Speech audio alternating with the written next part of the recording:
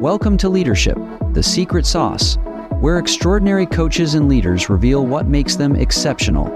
We're your hosts, Dave Lipsky and Matt Dotson. Together, let's discover our guest's secret sauce. Today's episode is brought to you by Character Matters Coaching and Consulting. At Character Matters, we believe great leadership isn't just about results. It's about who you become along the way. From career transitions to team building, we help leaders unlock clarity, build resilience, and lead authentically. Because when character grows, impact follows. Visit charactermatterscoaching.com. Today's episode is supported completely unofficially by a community we deeply believe in, the International Coaching Federation's Coaching in Organizations. If you're building or leading an internal coaching program, this is where your people find their people. It's a space to swap real stories, sharpen your craft, and stay connected to what's emerging in our field. If you haven't joined yet, take a moment to sign up and plug into the conversations shaping the future of organizational coaching. Your community is waiting, and they're ready to learn with you. Go to coachingfederation.org/coaching-in-organizations-inquiry to get started. All right. Well, welcome in. In today's episode, we're going to sit down with Rebecca Rutschmann and to uncover her secret sauce of leadership. I think you will really want to stay and listen for it. I think you'll also be fascinated just to hear her perspective on different things like coaching and AI and whatever it is, but we really want to hear her story. So Dave, would you like to introduce our guest?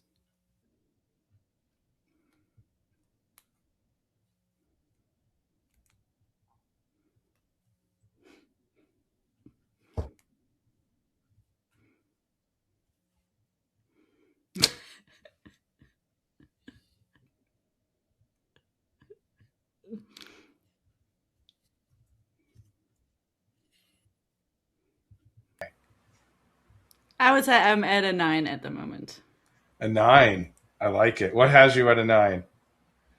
It's only an hour to go, at the end of the session until I'm going to the lake and into my weekend. So, all right, we're gonna make sure it's a time well spent. So, as you were flying back from the U.S. to your home, and somebody on the plane next to you said, "Hi, Rebecca, what do you do?" And they didn't know anything about coaching or AI or anything else. How would you describe that to them? what I do? I would probably tell them that I'm currently just flying back home, keeping it the French way, not the American way. And I just love pushing the limits. That's what I do. Nice. Well said. How do they respond? They would be curious to learn more about it, I guess. And we would end up in a beautiful conversation about where they're pushing the limits, where I'm pushing the limits, and just, go on that way. Rebecca, we're going to get started because we really want to hear Dave and I really want to hear your story. And oftentimes our listeners, that's what they really value, is they want to hear your story. So can you tell us a little bit about how you got into coaching and what you discovered along the way? How I got into coaching. I never thought I would become a coach, or I wouldn't even describe myself as a coach, to be honest, in that way. I worked at an IT company back then, Nero Burning Room, for those that still know these shiny round things that you can put in a player. Yes, I remember. I had one. Yeah. Exactly. And Nero Burning Room just helped you burn CDs. I met my husband there, many developers, a lot of young people, a lot of IT people moving from developer into leadership roles. I worked in global corporate communications, also in internal communications, and we set up a new leadership program for these young emerging leaders that had no clue how to lead. Yeah, you're an expert developer, and all of a sudden you're a team leader. Yeah, and I had a lot of them in my office for a while. wanting some advice, some guidance. I had this nice little chair there. They would just come and sit there and talk to me. And I'm like, oh, okay. Hi, how are you going? Or we would go for coffee or whatever. And they try to reflect on all these difficulties and the new job that they got and that they're really struggling with leading these people. And what should I say to them? And then they come all with their problems and their emotions and throw it all on me. And I was like, oh, okay. So how can I help them? And then a friend of mine was like, oh, I'm doing this coaching program. And this was in 2005 or 6, something around that. And then I looked into it and I thought, oh, this looks like something really good to know. And that's kind of like how it got started. So I started doing a systemic coaching education, finished my degree there, but I actually never got like accredited or anything because I worked internally in the company. I worked with the teams and later on in digital agencies. I did kind of like a very similar thing as well. Yeah. How did you discover or maybe I should ask this question. What is your secret sauce? I mean, what do you bring that's unique?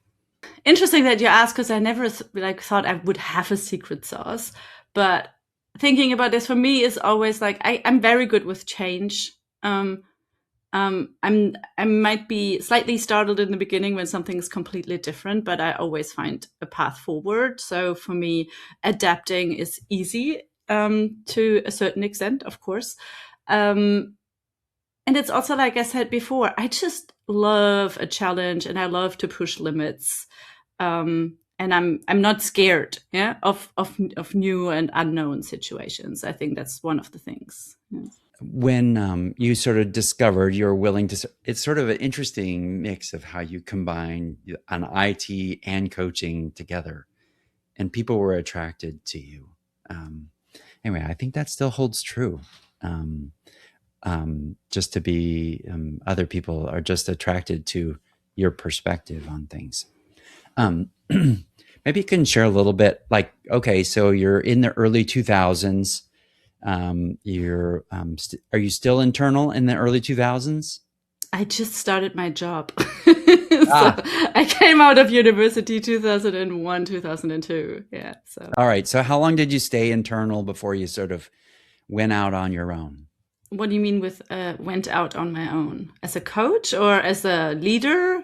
Oh, like you left the sort of internal coaching to be outside of the sort of the corporate. Coaching was always just a part of what I do, and I mainly worked with teams and very young leaders.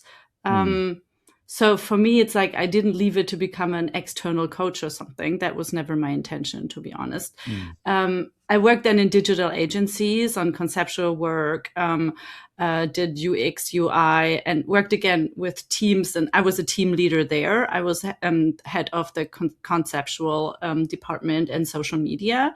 So I was leading teams. And then, of course, I helped other leaders as well along the way and my team members. So I mostly worked internal. I left corporate because it was just way too big for me at a certain point. I like smaller, more agile teams. So I mainly worked with teams most of my life. And then I actually left that to found a startup developing AI coaching chatbots in 2018-19. But also the intention was there to support the teams in the I was working a lot with, of course, IT teams, developing teams, and supporting them with their self-reflection when they come into retrospectives, when they needed help with their career. And a lot of them don't want to see a personal coach, a human coach. Yeah, they don't feel like it, or back then it wasn't a thing. Yeah, it felt more like going to a therapist. So we thought, how can we make this approachable to them? So we developed the first chatbots that they could chat to for some self-reflection. And that's how I ended up all of a sudden becoming a startup in an accelerator program. Here in one of the tech accelerators, and the whole story began. Could you share any like stories that you like? So 2018, 2019, that's it feels like forever ago in the AI world. Any sort of big takeaways that you had from those wild and woolly years of when things were just getting started? I mean, how did that work? I mean, it was fun because we always say it's like handcrafted with love, because we had to still write scripts, Yeah.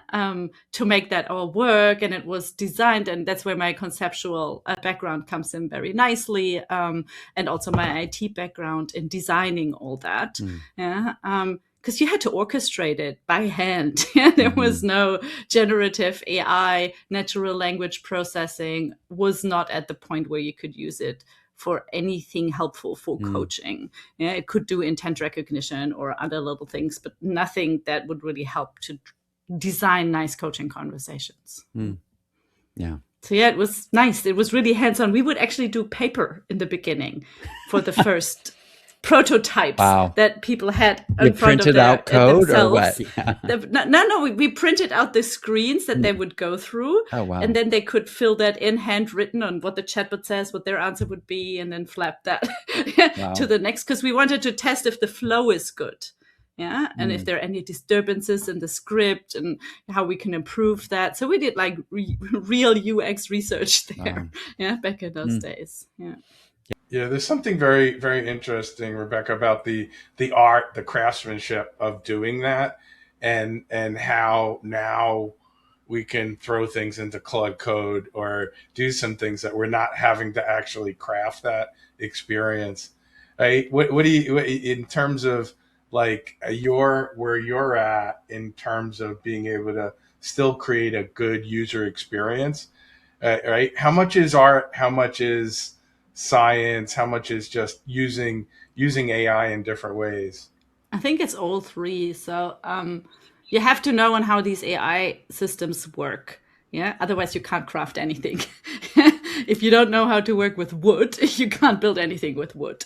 Yeah. Full stop. If you can't distinguish a pine wood from like a very hard, like what is it? Like in English? oak or cherry. An oak, tree or something like that. You're screwed if you kind of like treat it the same way. So you really have to know your technology and how these different AI models work, because you have to prompt them in different ways as well. The output will be different. Yeah, they have different flaws as well. And then you really need to know how to design a good user experience. And you have to be very aware of how the flow of a very good conversation actually works. Yeah. And what coaching methodology you want to use, how the flow of that is. And it's an art in itself to do this really right. We as humans, good human coaches, they do this naturally because it's learned behavior. Yeah. Over the years, they built on that. Yeah. But how do you actually make that present and then write a concept on how to do that? You can quickly put a prompt in ChatGPT or anything else, but that's not going to design you a really responsible, trustworthy, worthwhile, good conversation that goes longer than 10 minutes until it loses the thread. Yeah, it ignites always something if you use these tools. They will help for something, but not for a longer time and not really ensuring, I would say, human growth. Yeah. Rebecca, if Dave or I were able to find you in the Black Forest and shadowed you got to spend a week with you, where would we see your secret sauce the most? Out in the mountain. I've been a mountain girl all my life. I'm a climber. I'm a climbing instructor. I don't know. I'm a member of the German Alpine Club for such a long time. For me, being out in nature is where I reconnect with everything. And that's where I get a lot of my experience from as well. What we talked before about, facing fear or dealing with unforeseen situations, because that's what happens out there in the mountains. You can never plan. Yeah. How do you make God laugh? Make a plan. Yeah. Usually you always have to have, fallback plans. Yeah. True. It's very true. Well, let me ask you your perspective on what do you think coaches really need to stop doing or start doing to stay relevant in what seems like, I think for some coaches, a really fast changing area. Like I think we've seen some of the the peaks of people wanting to get into democratized coaching, and maybe it's going differently. But what do you see? What do coaches really need to do to stay relevant? I actually think we need to do what we try to enable our clients to do. Yeah, think more about who are you going to become? Yeah, because AI is not going to go away. Yeah, it's like doubling down on everything that you've learned in the past is not going to help. The question is like, who will we? Who do you want to become? In this future, and stop being scared, because coaches are usually curious. I mean, isn't that why most of us became coaches in the first place? So we really need to dig into that great skill of curiosity, also when facing technology. And I understand for a lot of coaches who just want to work with humans, technology feels heavy. And I get that. Yeah, it's hard when we became coaches to be closer to humans and support humans on the way. But we need to use technology, as a tool along the way as well. And our clients are doing it. And we just need to dig into the positive side of things, into the curiosity. And you can be cautiously optimistic, but I would like to underline the optimistic. Yeah, that's right on. What's a bold belief about like leadership or coaching that you have that not everyone agrees with? That I don't think you need to lead anyone. Like what I learned in mountaineering is when you have a group, and if you're not in the most dangerous situation, you usually go behind, because then you have everything, as a leader. And you just let people do their own experiences, their own learning. And when they stumble, you help them up and you give them some advice or a tip or something as a leader. And like, what's the next step? You don't like say 5 things you have to do now, because then they'll be overwhelmed. In the mountains, people then panic. If you give them too much on the way, just like, just do this, and that will help you over the crevasse or up the next step or something like that. And that's kind of like what I believe. Like that's what my leadership is. That's how I raise my kids. My little son, he's 11 now. He walks in front of me in the mountains until I tell him, no, I have to go first now, because now it's dangerous. Or we have to rope up here, or stay away from the cliff's edge, because he likes to explore too. And so for me, that's part of leadership the way I see it. But I don't really like that word leading in there, because leading means people rely on you and they're not responsible. So I just put all the responsibility on my leader. It's their fault if something happens, but I turn it usually around. Yeah, I really like the point at which you say to your son, I let me go first for a moment, right? Based on what you see. And it's I think about like people's use of AI and how we as coaches see AI, and when we need to put the human first, right? When we need to put the AI down and then intervene. What is that for you? What do you see? With AI in the picture, or in general? Yeah. Like for example, I'm a purist. I don't work with AI in my coaching sessions besides taking notes. And even that I quite often don't need, but sometimes the clients want it. But I use AI to prepare in between sessions, to send something to the client, to dig deeper, or to learn more, or to have some further explorations with an AI coach, because it ignites something different than the human coaching session. And then there are just days where I feel with the client coming in, ooh, it's different today. We usually use a note taker, but I think I need to recontract here and just ask the client, do you feel better if we take that off today? Because I see they're very vulnerable. It's a difficult day. Maybe it's a sensitive topic. They don't want to have anything involved in it. And then we just turn it off. And having this feeling, or knowing what your clients need, I think is very important. Yeah. Should be your client leading it. Yeah, it should always be the contracting with your client and what they feel comfortable with.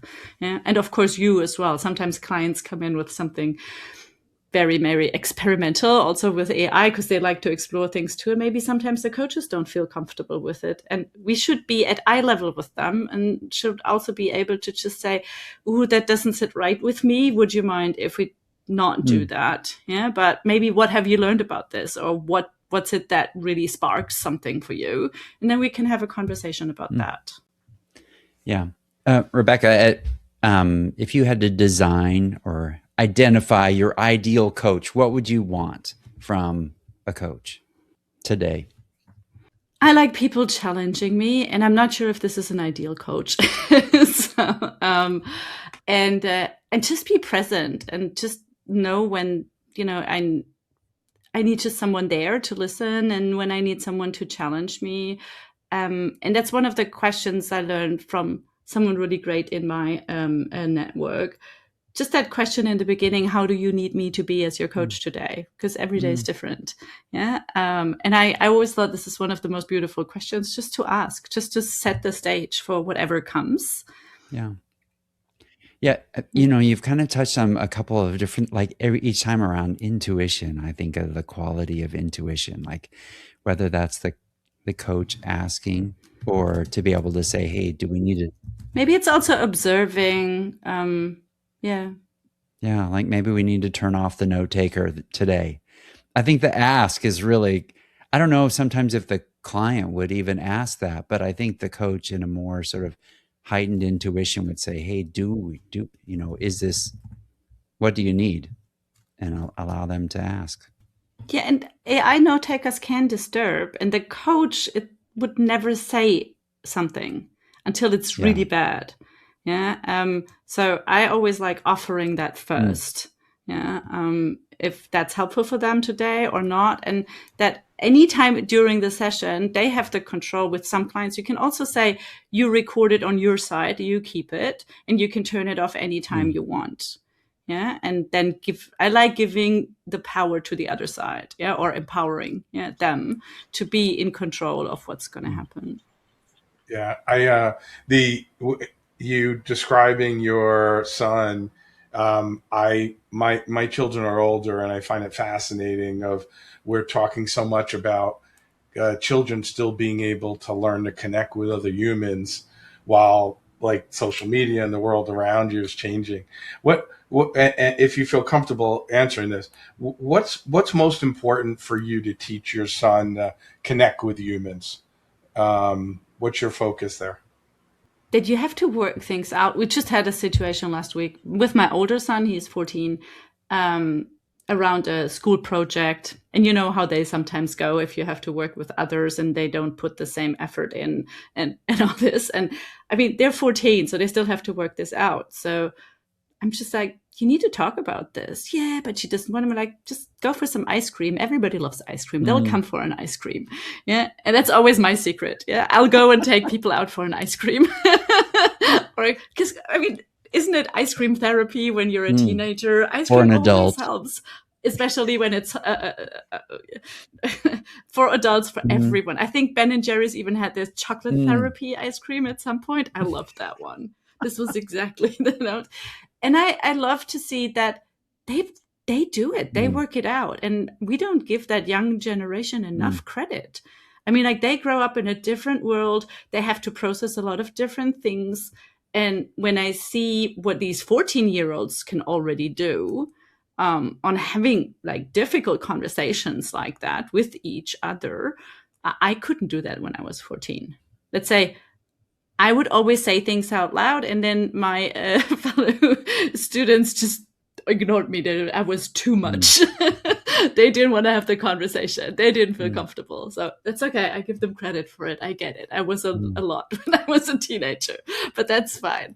But I love to, empower my kids to just talk to their friends.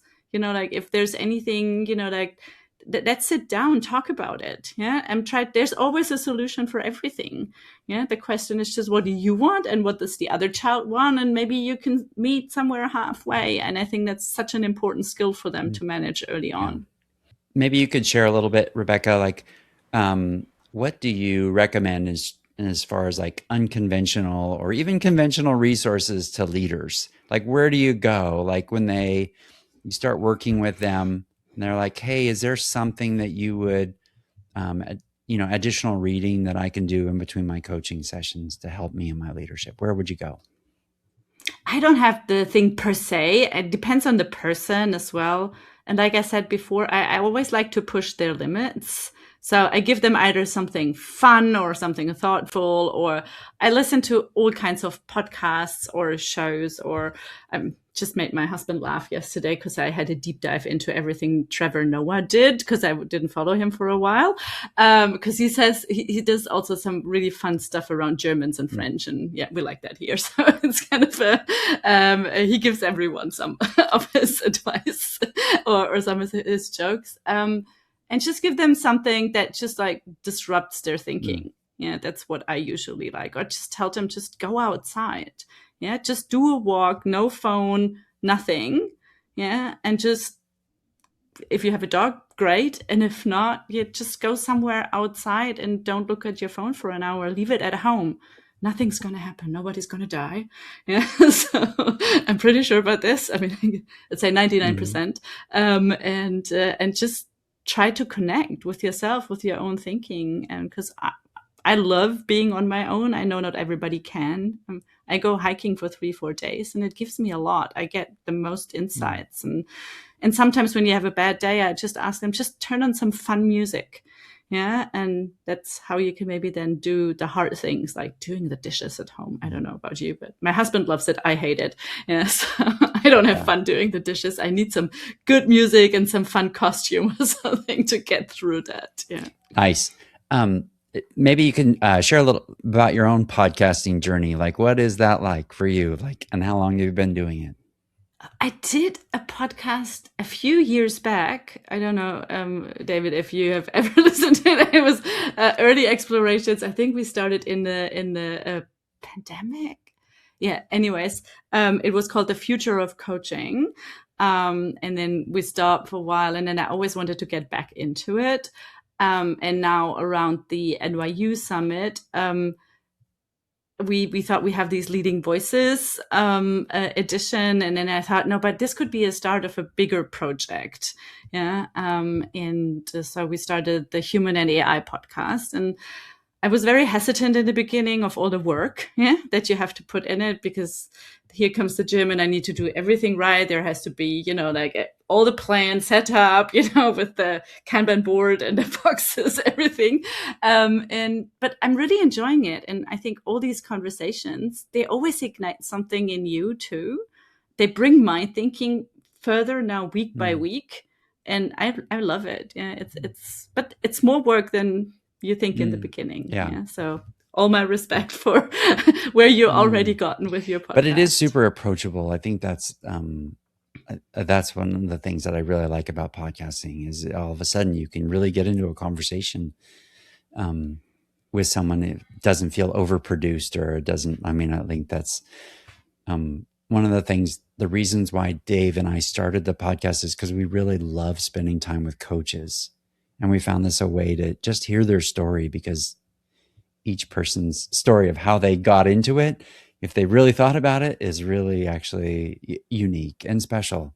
And it sort of transcends even the coaching world, just even to the leadership world, or just why they do what they do. To obviously go into the purpose side. Yeah. Dave, what's your reflection on everything Rebecca shared? I just had a flashback to the future of coaching, if that's possible. And I so appreciate. Yeah, I did, and I just want to say Rebecca, over the years, I so appreciate your fearless disruption, along with kind of the grounding that you bring with structure, and the reason I say that is every time I've interacted with you, you get me to think differently, and you question something, and I really appreciate that.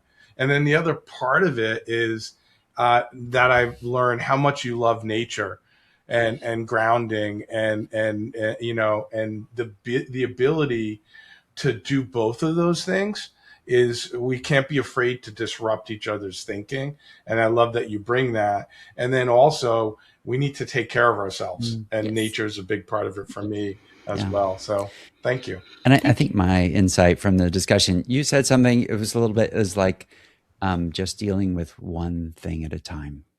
And I can't handle, 5 ways, or I just can't do it. But give me one, and it's possible I can work on that for a little while. And oftentimes I forget that as human beings, we just usually get like one little defect of character that we can work on at a time, or one challenge rather than 5 ways, 3 ways, 10 ways, and whatever it happens to be.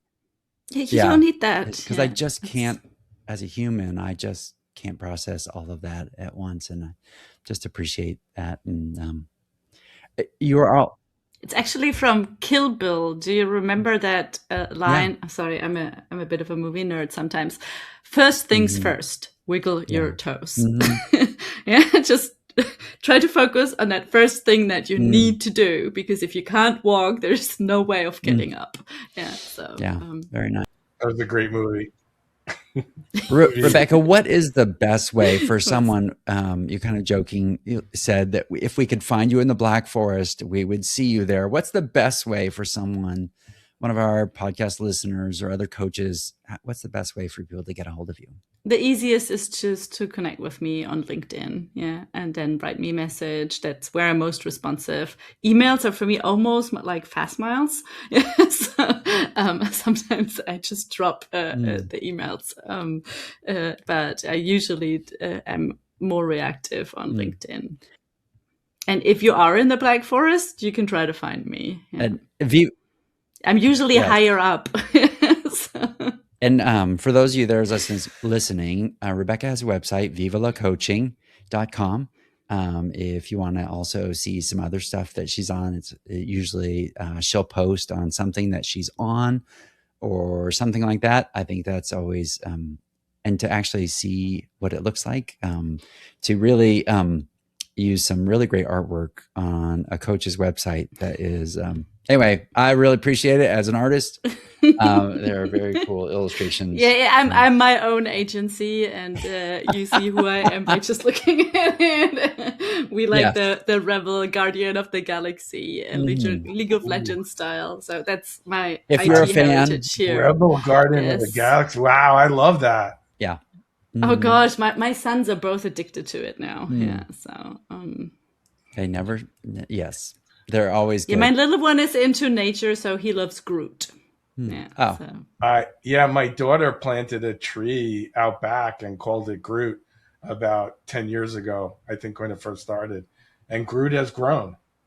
So I love that. Did it ever disappear? No. It's on the side of the house, so we don't know what it does at night. But they're very important things. Yeah, like the, what is it in Fantastic Beasts? Newt Scamander also has, what is it called again? That little twig. My son could tell me now because he has one of them.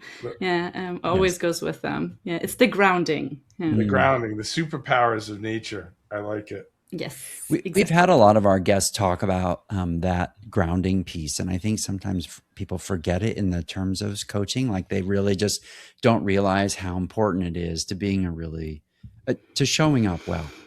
Just not even using the word leader, but to really show up well and to be sure that you're taking care of this and not just the grind or the getting into the daily or the weekly deliverables or something. Like, how do I make sure I take care of this? And it's the instrument that I've been given. How do I tend to it well? Exactly. Yeah. Rebecca, thank you so much for the time. And Dave and I really appreciate it. We love seeing you at the NYU Coaching and Technology Summit. I think that's where I first ran into you. And of course, we also saw you at the gym one time, Dave and I. So when yes, exactly. But that was in Boston. Yes. At the Institute of Coaching, which is another great conference for those of you that are interested.